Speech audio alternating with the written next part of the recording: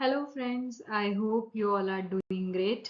तो आज हम करने वाले हैं जुलाई 2016 का क्वेश्चन पेपर और ये है part 1। So let's get started.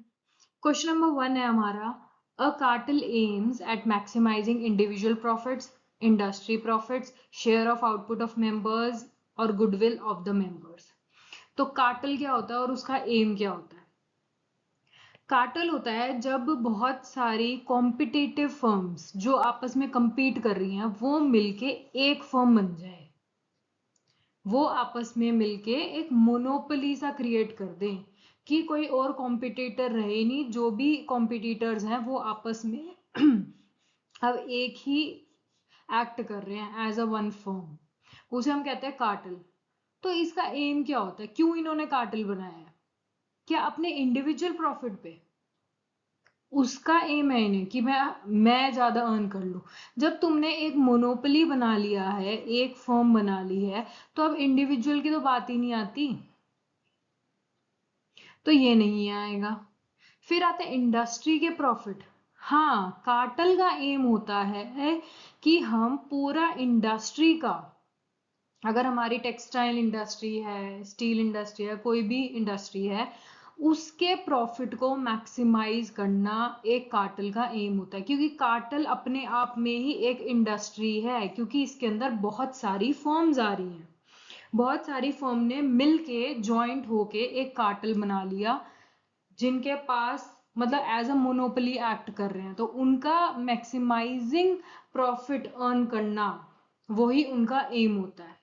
तो इनका एम क्या होगा? इंडस्ट्री के प्रॉफिट को मैक्सिमाइज करना। थर्ड है share of output of members. क्या इनका ये है, कार्टेल में अगर कोई फर्म्स 4-5 है तो उनका ये मोटिव रहेगा कि मैं अपने आउटपुट को ज्यादा बढ़ा लूं as compare to another? Cartel एक मिलके एक फर्म बन चुका है और वो एक मेंबर डिसाइड करता है कि आप कितना प्रोड्यूस करोगे, कितना नहीं करोगे, और प्रॉफिट उसमें किस तरह से डिवाइड होगा। ये नहीं डिपेंड करता कि आप ज्यादा शेयर आउटपुट प्रोड्यूस करोगे तो प्रॉफिट आपका ज्यादा होगा।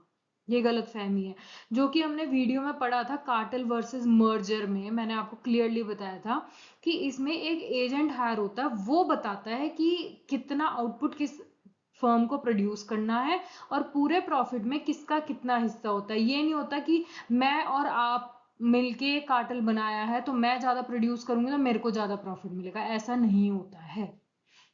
Goodwill of the members, members की गुडविल के लिए कार्टेल बनता नहीं भाई, क्योंकि पूरा अब कार्टेल मतलब एक ही मोनोपोली एक्ट कर रही है, एक ही तुम फर्म बन चुके हो, तो गुडविल तो तुम्हारी वैसे ही बन जाएगी, इंडस्ट्री में तुम ही हो बस। तो ये भी नहीं है, तो इसका आंसर होगा इंडस्ट्री के प्रॉफिट को मैक्सिमाइज करना। आगे चलते हैं question number 2।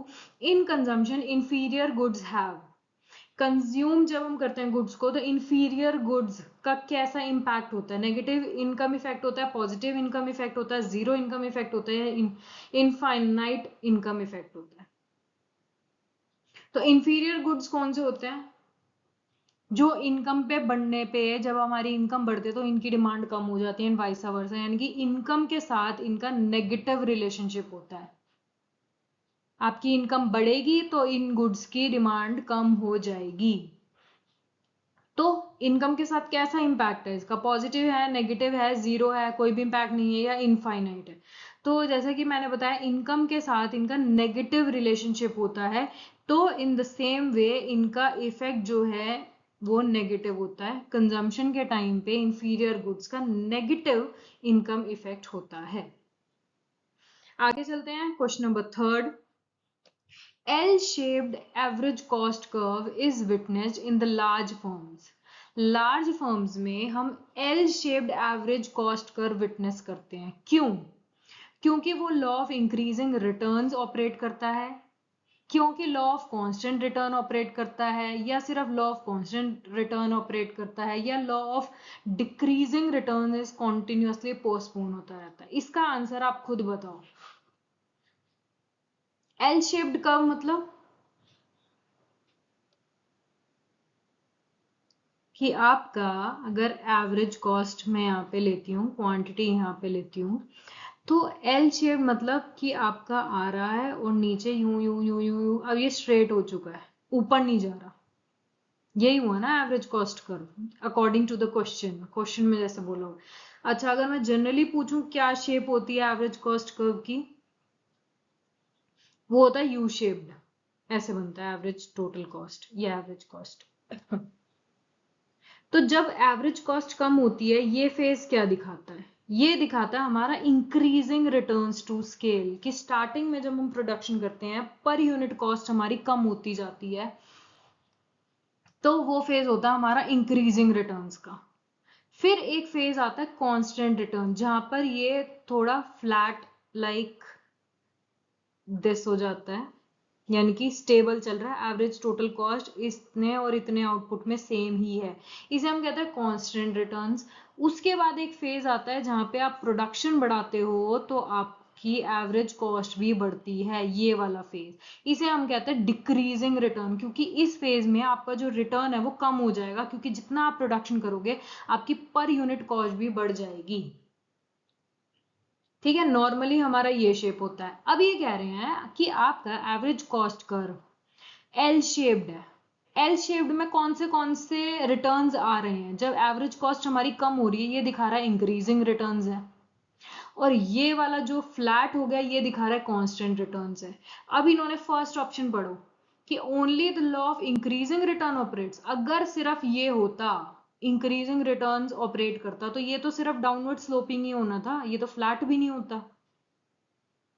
On the basis of given option अगर हम एनालाइज करें, इन्होंने कहा L shaped average cost curve, तो मैंने एल शेप्ड बना ली, भाई ऐसे होता है, मतलब स्टार्टिंग में आउटपुट करोगे तो आपका एवरेज कॉस्ट कम हो रहा है, फिर उसके बाद आपका एवरेज कॉस्ट मतलब फ्लैट है, सेम ही आ रहा है, तो इसका मतलब पहले हम इंक्रीजिंग रिटर्न्स में थे, फिर हम कांस्टेंट रिटर्न्स में है, और उसके बाद इसके बाद जो यू शेप्ड आता है ये वाला मिसिंग है, यही चीज हुई है ना एज पर दिस डायग्राम। तो क्या यहाँ पे सिर्फ इंक्रीजिंग रिटर्न ऑपरेट कर रहा है, नहीं, अगर इंक्रीजिंग रिटर्न होता तो सिर्फ डाउनवर्ड स्लोपिंग होता, तो ये ऑप्शन है हमारा इनकरेक्ट, ये गलत है। Law of constant returns to scale, अगर law of constant return to scale ही ऑपरेट होता तो हमारा ये कर्व आपका सिर्फ ये वाला होता, ये वाला होता ही नहीं, लेकिन ऐसा भी नहीं है, तो ये भी गलत हो चुका है। फिर आता only law of constant returns operate, सिर्फ लॉ ऑफ कांस्टेंट, वही 2 और 3 देखो तो दोनों सेम से ही है, law of constant return, law of constant return operate, ये भी गलत है। The operation of law of diminishing return, sorry decreasing return is continuously postponed, इस ऑप्शन का क्या मतलब है कि जो आपका डिक्रीजिंग रिटर्न्स का ये वाला जो फेज था ना डिक्रीजिंग रिटर्न का, वो पोस्टपोन होता जा रहा है, वो आ ही नहीं रहा, हमारा कर्व डिक्रीज हुआ है, उसके बाद यूं यूं यूं यूं चले जा रहा है, जब हमारा डिक्रीजिंग रिटर्न का फेज आना था वो आ ही नहीं पा रहा है, वो पोस्टपोन पे पोस्टपोन हो रहा है कि अब आएगा अब आएगा अब आएगा, तो ये एल शेप्ड बन चुका है। ये क्यों होता है, ये क्यों बड़ी फॉर्म्स फेस करते हैं, क्योंकि वो एक्सपीरियंस स्किल्ड इन चीजों से अपनी कॉस्ट को बढ़ने नहीं देती, पर यूनिट कॉस्ट वो एम्प्लॉयज को स्किल्ड रखती है, अपग्रेड करती रहती है, लेटेस्ट टेक्नोलॉजी यूज करती रहती है, जिससे उनकी पर यूनिट कॉस्ट बढ़ती नहीं है। On that basis average cost curve जो है वो एल शेप हो जाता है। ओके, आगे चलते हैं।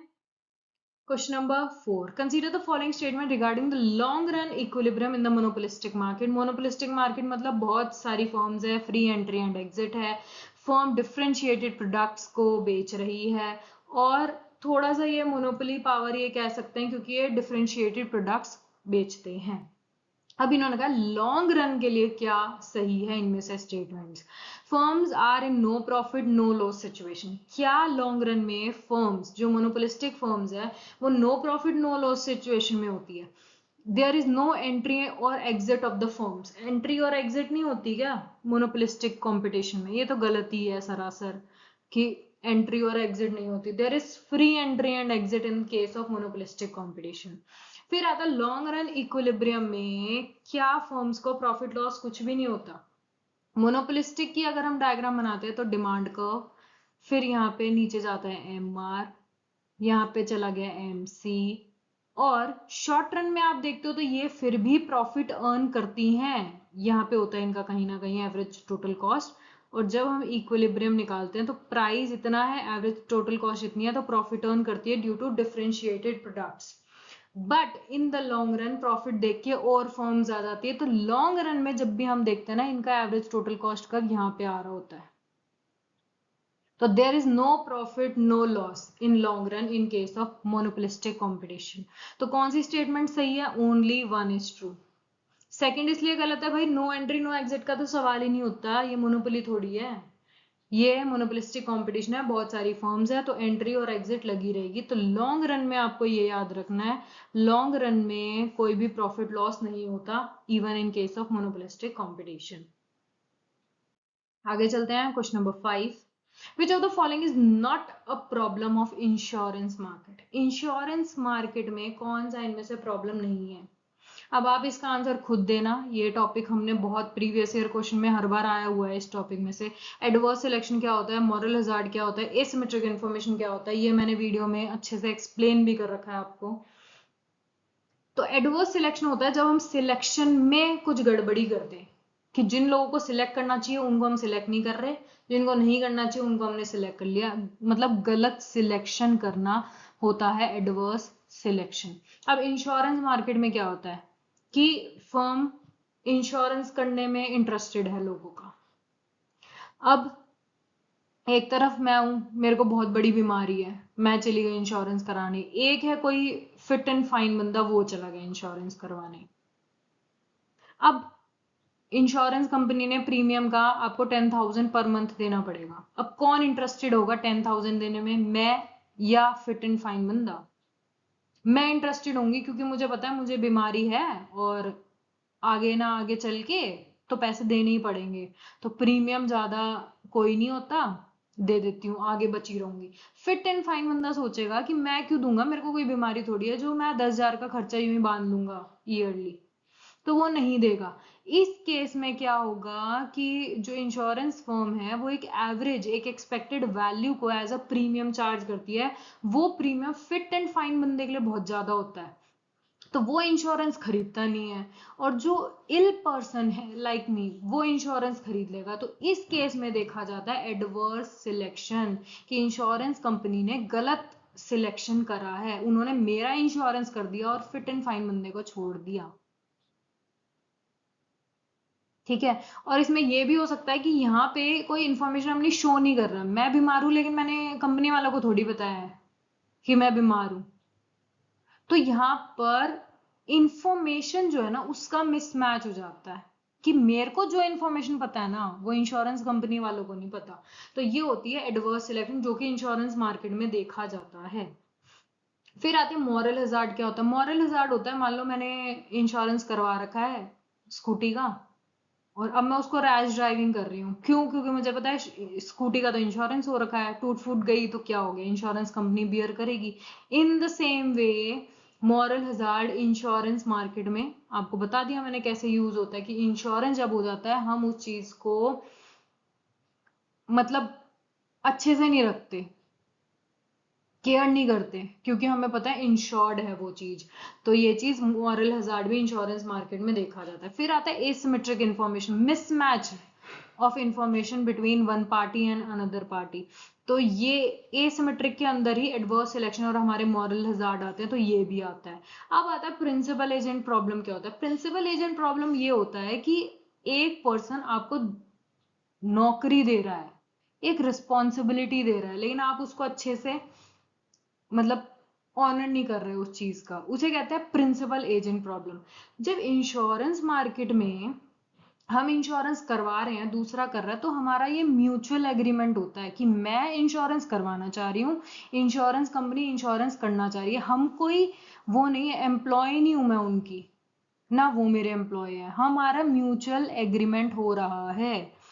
तो प्रिंसिपल एजेंट में क्या होता है, एक पर्सन दूसरे को हायर कर रहा है, समझ गए? तो ये इंश्योरेंस मार्केट में ज्यादा ब्रॉडली नहीं देखा जाता। प्रिंसिपल एजेंट प्रॉब्लम, वहां पर एडवर्स सिलेक्शन, मॉरल हजार्ड और एसिमेट्रिक इन्फॉर्मेशन एक पार्ट है जो कि इंश्योरेंस मार्केट में प्रॉब्लम क्रिएट करते हैं। तो इनमें से कौन सा नहीं है? वो है principal agent problem. Principal agent problem involve करता है वहां पे वन पार्टी हायर करती है अनदर को to perform a task, but the agent interest में not align with the principal. लेकिन जो एजेंट है वो ऐसे काम करता है जो प्रिंसिपल का जो ऑब्जेक्टिव था ना उससे अलाइन नहीं होता। ठीक है, तो यहां पर आ रहा है कि एक एक बंदे ने दूसरे को हायर किया हुआ है, लेकिन इंश्योरेंस मार्केट में जो प्रॉब्लम क्रिएट होती है वो होती है मिसमैच इंफॉर्मेशन और मिसमैच एक्शन के बीच में। मिसमैच इंफॉर्मेशन मतलब एडवर्स सिलेक्शन, मॉरल हजार्ड मतलब हिडन एक्शन, एक का एक्शन दूसरे को दिखता नहीं है, उसकी वजह से होता है मॉरल हजार्ड। और ये दोनों आते एसिमेट्रिक। तो ये तीनों एक प्रॉब्लम क्रिएट करते हैं इंश्योरेंस मार्केट में, एक्सेप्ट प्रिंसिपल एजेंट। तो in insurance both party, insurer हो या इंश्योर्ड हो, इंडिपेंडेंट आइडेंटिटीज होती है जो एक म्यूचुअल एग्रीमेंट में जाती है। नीदर इज हायर्ड और working on behalf of another, कोई दूसरे के लिए काम नहीं कर रहे हैं, यहाँ पे दोनों अपनी मर्जी से आए हैं। प्रिंसिपल एजेंट में एजेंट वर्क करता है on the behalf of principal, जैसे CEO for shareholders, which is not the case in insurance contract. I hope समझ आ गया होगा। Question number 6. Consider the following statements. Inflation is advantageous to debtors. Inflation is advantageous to bond holders. Which of the following statement is correct? Inflation मतलब price का बढ़ जाना किसके लिए बेनिफिशियल है? क्या वो डेटर्स के लिए है? डेटर्स कौन होते हैं? डेटर्स है, मान लो मैंने किसी से उधार ले रखा है पैसा, अब मेरे को देना है, मैं डेटर हूं। क्या मेरे लिए एडवांटेजेस होगा अगर इन्फ्लेशन आ जाता है तो? हाँ, अगर मान लो मैंने किसी से 1000 रुपीज ले रखे हैं कि मैं तेरे को दे दूंगा आफ्टर 1 मंथ 2 मंथ इंटरेस्ट के साथ, या नहीं दे रहा हूँ, इंटरेस्ट नहीं दे रहा है, चलो मान लो 1000 के 1000 रिटर्न कर दूंगा। आज उसकी वैल्यू 1000 थी, कल मान लो 10% इन्फ्लेशन हो गया, तो इसकी वैल्यू तो 10% कम हो गई ना। या किसी से भी आप इंटरेस्ट पे पैसा लेते हो, मान लो आपने 10% इंटरेस्ट पे लिया था कि 1000 पे प्लस 10% आपको इंटरेस्ट देना पड़ेगा। ठीक है, मैंने कहा चलो ठीक है मैं इंटरेस्ट भी दे दूंगी, मैं 1100 रुपये दे दूंगी। बट ये देखा गया कि नेक्स्ट ईयर में इन्फ्लेशन ही 10% हो गया, तो वो 1100 का मतलब उस टाइम में भी 1000 ही वैल्यू है उसकी, इन्फ्लेशन दिखा रहा है वो चीज। तो इस केस में मेरा फायदा हो जाएगा, क्यों? क्योंकि अभी मैं मनी जो मैं रिटर्न कर रही हूँ उसकी वैल्यू कम है, मेरे को इतना जोड़ नहीं आएगा, क्योंकि हाँ भाई मेरी भी इनकम भी बढ़ चुकी है इन्फ्लेशन को मीट करने के लिए। तो ये मेरे लिए एडवांटेजेस हो जाएगा। वहीं पे जिस बंदे ने मुझे लोन दिया था वो वर्स ऑफ होगा, क्योंकि उसे उतनी वैल्यू, उतनी परचेजिंग पावर की अमाउंट नहीं मिला। ठीक है, फिर आता है inflation is advantages to the bond holders. Bond holders क्या है कि मैंने किसी कंपनी का बॉन्ड खरीद रखा है, अब बॉन्ड पे तो फिक्स्ड अमाउंट मिलता है आपको, कि आपको 100 का बॉन्ड है तो आपको 10 रुपीज इस पे इसका अमाउंट मिलेगा। तो ये तो 10 फिक्स है, अब फिक्स में अगर इन्फ्लेशन हो जाए तो इसकी कोई वैल्यू बची? आपको यूं बोला कि आप बॉन्ड खरीद लो 100 रुपीज का, इस पे आपको 1% जो है ना आपको इंटरेस्ट मिलेगा। ठीक है, तो मतलब 1% मतलब 10 रुपीज मिलेंगे आपको। आपको ये 90 का दिया, आपको 100 मिलेंगे जब आप बॉन्ड सेल करोगे। मैंने कहा ठीक है। अब इससे ज्यादा तो इन्फ्लेशन ही बढ़ गया, प्राइसेस ही बढ़ गए, क्या उसकी मेरे को वैल्यू मिली? नहीं मिली, तो ये एडवांटेजेस नहीं हुआ। लेकिन ये डेटर्स के लिए एडवांटेजियस हो गया कि पहले मेरे को जो 1000 रुपए देने थे वो बहुत गुड्स खरीद सकते थे, लेकिन आज के टाइम में उनकी वैल्यू कम है बिकॉज ऑफ इन्फ्लेशन। तो मेरे लिए एडवांटेजियस है अगर मैं डेटर हूं, मैंने किसी से पैसा ले रखा है तो इसका आंसर हो गया ओनली 1 इज करेक्ट। आगे चलते हैं। Question number 7। Near money is correctly defined as. Asset which has 100% liquidity, तो जब पूरी लिक्विडिटी है तो कैश ही हो गया, तो नियर मनी कहाँ जाए, तो मनी ही हो गया। अच्छा, asset which has no store of value function, ऐसा पैसा या ऐसा एसेट जिसको हम स्टोर नहीं कर सकते, क्या वो नियर मनी होता है? क्या वो एसेट जो मीडियम ऑफ एक्सचेंज है, जिसको हम एक्सचेंज के लिए यूज कर सकते हैं? या नियर मनी होता है asset which fulfil the store of value and can be converted into a medium of exchange at a short notice, में जो कन्वर्ट हो जाता है। अब ऐसे देखो तो क्वेश्चन में एक ऑप्शन इतना लंबा दिखेगा, तो ऑफ कोर्स है 99% इसी को ही टिक करेंगे, जो कि बिल्कुल सही होगा, क्योंकि नियर मनी होता है फाइनेंशियल एसेट जो कि एक्चुअल मनी तो नहीं है। ठीक है, एक्चुअल मनी है तो कैश ही लिख देंगे, नियर मनी क्यों कह रहे हैं, उसके करीब करीब मनी क्यों कह रहे हैं, मनी ना कह दो आप। But can be quickly and easily converted into money, ऐसी मनी जो कि आप क्विकली, बहुत आसानी से उसको मनी में कन्वर्ट कर सकते हो as a medium of exchange.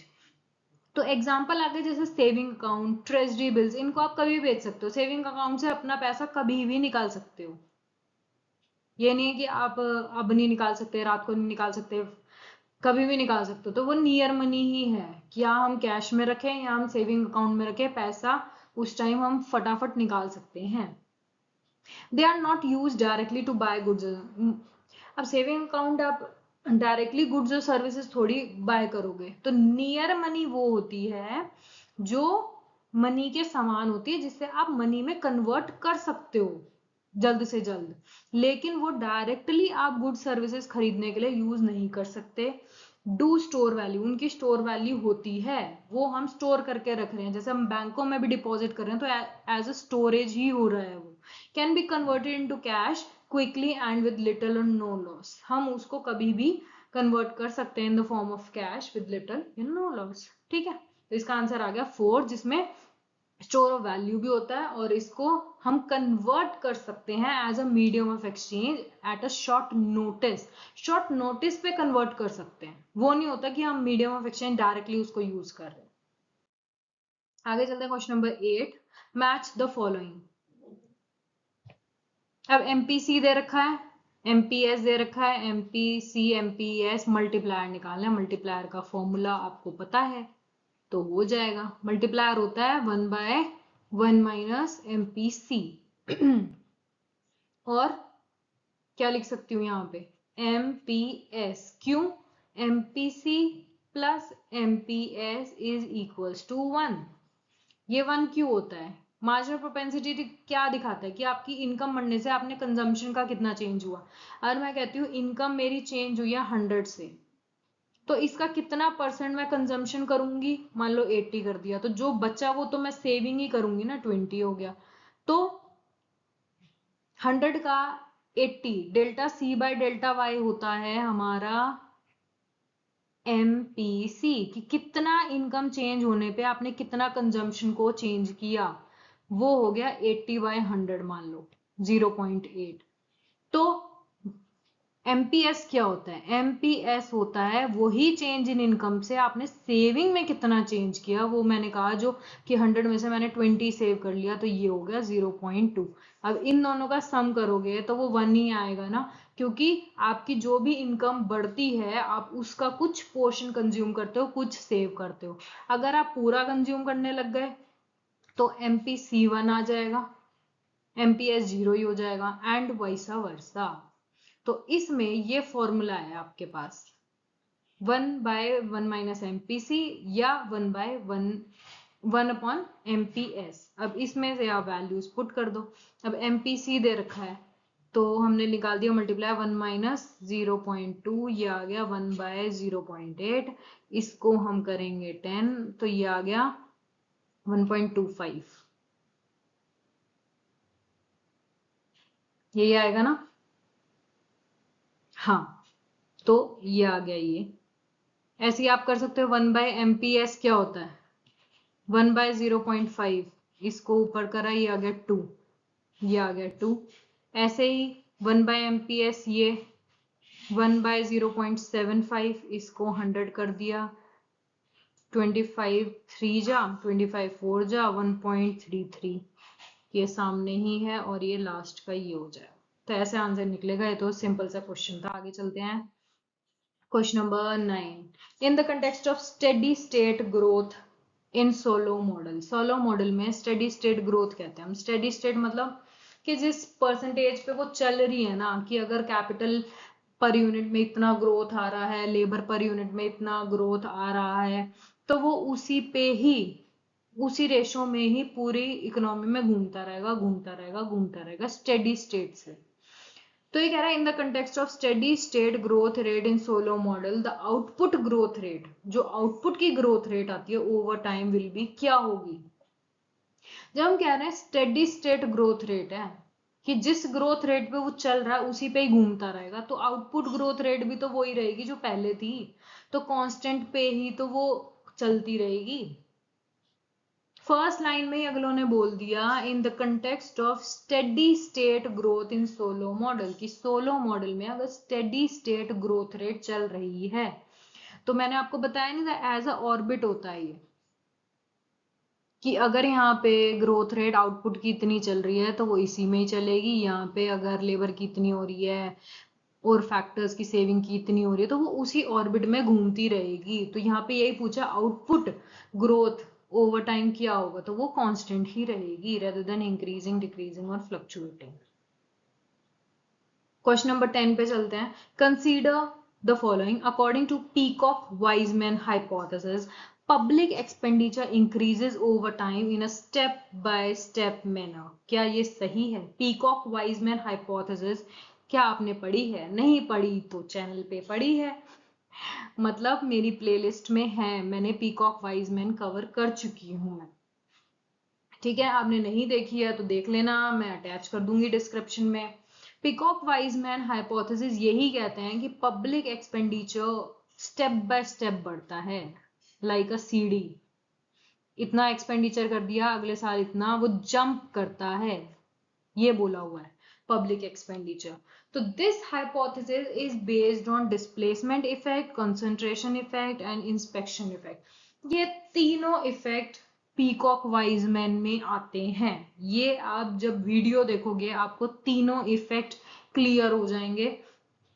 तो इसका आंसर होगा both 1 and 2 are correct and R is the correct explanation of A।